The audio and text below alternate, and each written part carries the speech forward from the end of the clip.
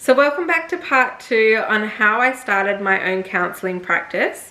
So while I was working in the field, I didn't feel like I had the time to actually do my own thing, because once you're doing a 9-to-5 job, it is quite tiring to then go on and keep working outside of those times and on weekends.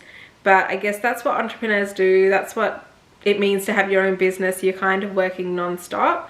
But I did want a bit more work-life balance, and because I was working as a counsellor and case manager at my previous job, I felt like I was getting that therapeutic work in, and I was still continuing on with my blog and website where I was sharing lifestyle content, so that was giving me a creative outlet. So I didn't feel that full passion about starting my own practice at that point.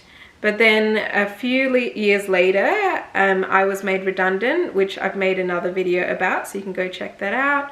But basically, I lost my job on the spot on that day, and I went home feeling like, what am I going to do now? So after a little bit of time, I realized maybe this is a sign that I'm meant to be running my own practice and actually start it. So as I said in my last video, I had all the, information I needed to start a practice. So I then gathered all of that together, and because I'd lost my job, I had some clients who had reached out to me privately, because the place I was working at no longer had a counselling service. So they wanted to continue seeing me outside of that workplace. So because I wanted to continue seeing them as well, this was the chance to actually, set up that practice. So I had the templates, I had the income and expenses spreadsheet that I could use, and I knew how to invoice because my mentor showed me how to do that. And I also got a client record management system, which I would pay for monthly. And I can talk a bit more about that if you're interested. Just let me know in the comments down below. And that kind of gave me a setup to start with.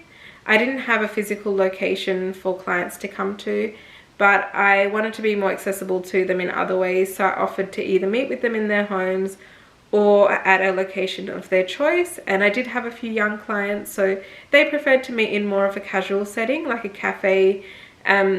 So then we could have a coffee, have a chat, but it'd be more of an informal counselling session, so they don't feel like they're coming into like a sterile, kind of scary therapeutic environment. So that worked really well for those clients at the time. I also ran mindfulness groups, so I worked with a few different businesses in Adelaide where there was a yoga studio and a nail and beauty business as well, where I'd hire it for the evening and have a group of people who wanted to come in for a mindfulness workshop. So I did that on like a weekly basis with like a 4-week program that I came up with. So if you're looking to start a private practice, it doesn't just have to be the one-to-one counselling in a room that you've hired that looks like the typical counselling or psychology session room. You can step outside of the box, set your business up the way you want it to work, and just put yourself out there, advertise on social media, look at Facebook groups and see where you can connect with other counsellors, and create a network and a community that you enjoy working with and working in.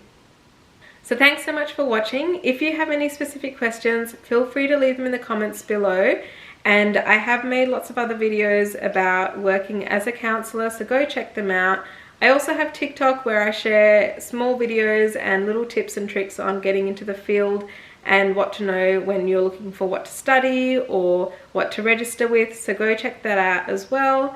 And I'll see you in the next video.